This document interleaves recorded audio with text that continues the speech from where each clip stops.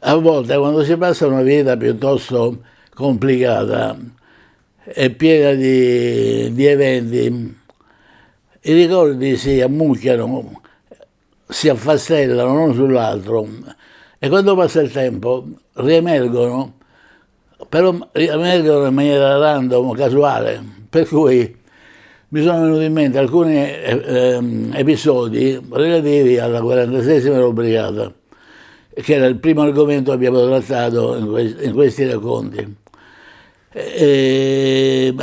Non avevo parlato di un atterraggio piuttosto pesante, diciamo, piuttosto rischioso, che facemmo in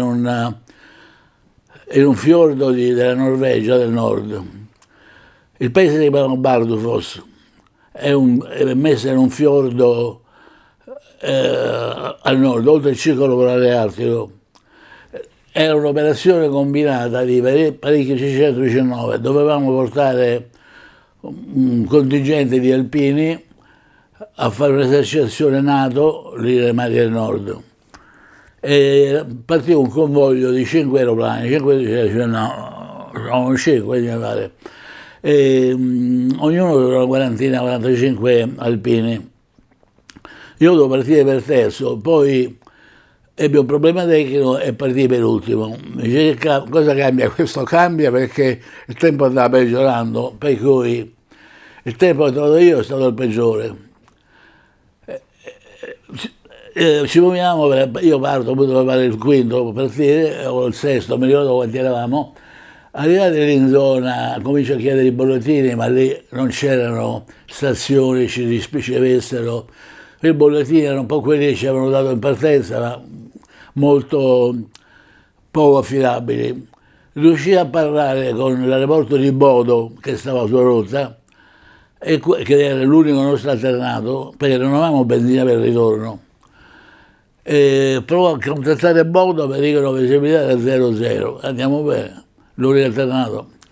Andiamo a Bardufoss, l'aeroporto era piazzato in fondo a un fiordo. Per l'identificazione della pista c'erano due cosiddetti locator. I locator sono dei beacon a bassa potenza e poi c'era un localizzatore ILS. Questi due beacon dovevano segnare tutte e due, dovevano essere efficienti tutte e due. Arrivo, li provo a sintonizzare, uno si va dalla parte, uno dall'altra, buonanotte. E il localizzatore doveva stare al centro, invece era tutto da una parte, cioè, mo che famo? Non avevamo modo non c'era niente da fare, gli alternati erano chiusi. Proviamo a attaccarci al cosiddetto VDF. VDF è una stazione radio, VHF normale, che ci ha incluso un apparato che quando uno chiama c'è un guizzo luminoso che identifica la direzione da cui ha chiamato il velivolo in arrivo. Con questo guizzo che loro vedono sul loro monitor, loro danno delle informazioni al pilota per l'avvicinamento. Si chiama normalmente QD mic, cioè ti danno la prua che devi avere per arrivare sulla stazione. Ora c'è un problema, che la stazione non era sulla pista, era la torre, e la torre era 300-400 metri dalla pista.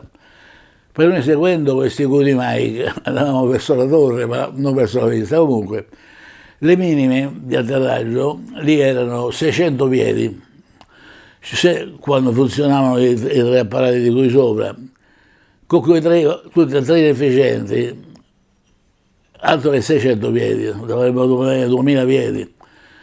Arriviamo a 600 piedi, non si vede nulla, con questo QD mic. Morale della favola, noi chiedevamo in continuazione il QD mic per aggiustare la prua.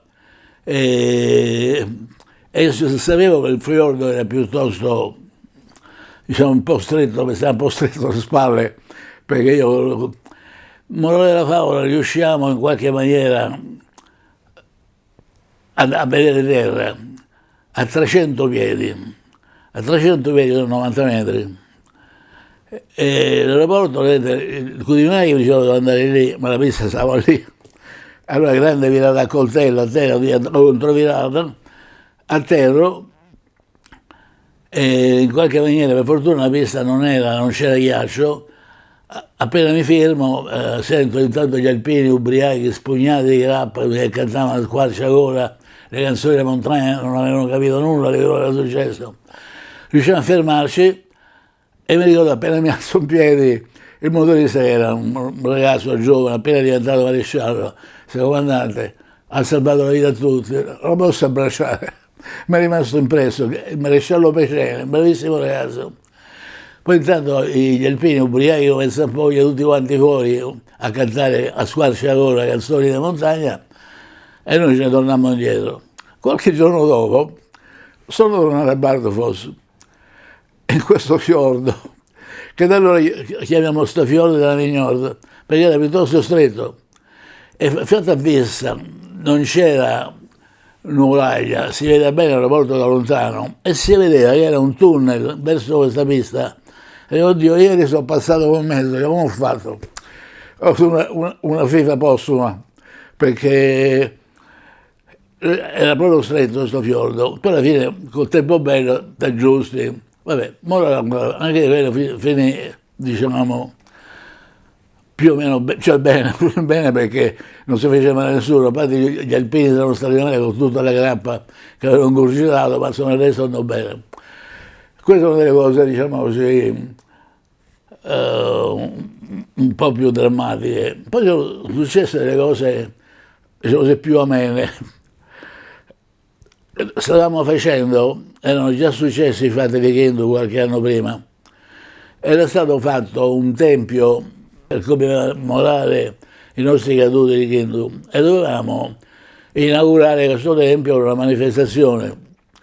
E si organizzò una formazione, se ricordo bene, di 16 aeroplani, 4 Vickers. La Vickers sa come funziona, la Vickers è come la mano, c'è leader 2, 3 e 4. 4 Vickers messe a quadrato dovevano sorvolare il tempio il giorno della manifestazione. E qualche giorno prima stavamo facendo queste prove di formazione, come dovevamo passare, in che direzione dovevamo passare, vabbè, tutto bene.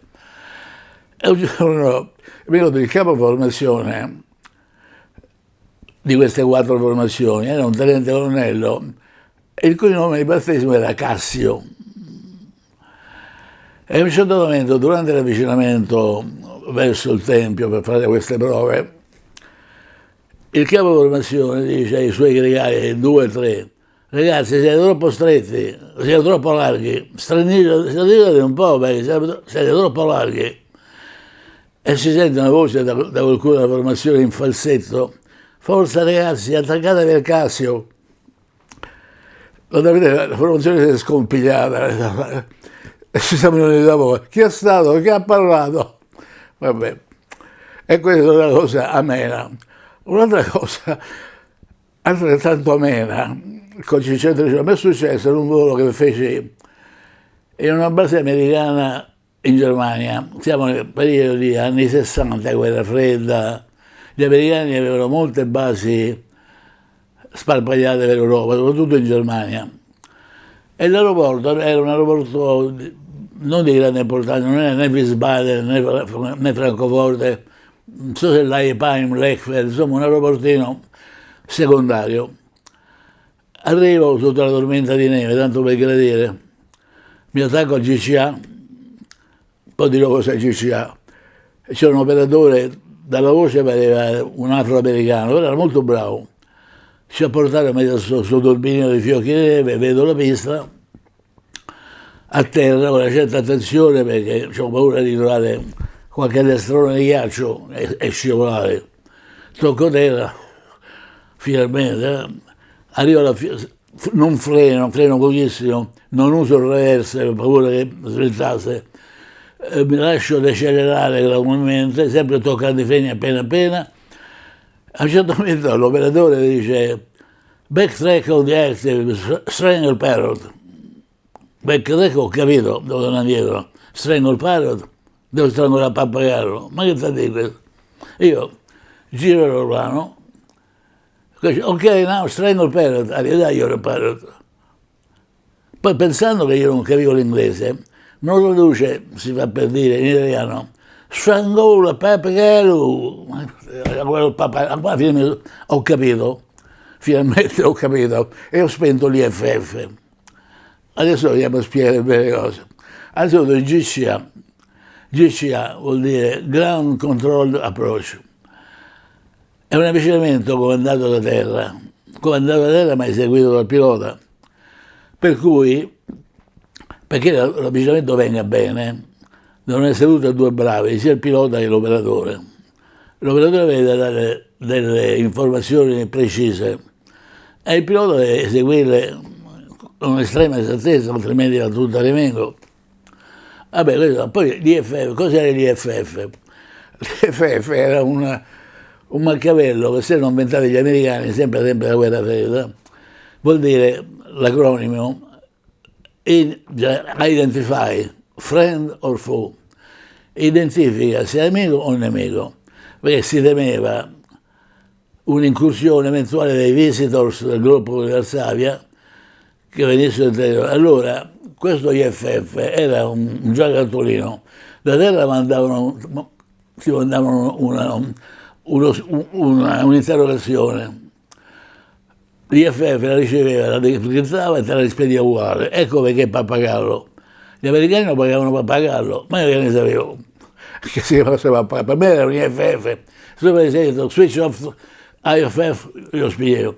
Lui perché voleva che lo spegnessi? Perché con l'aeroplano molto vicino alla stazione radar, io impicciavo tutto il monitor con la mia traccia, era troppo forte.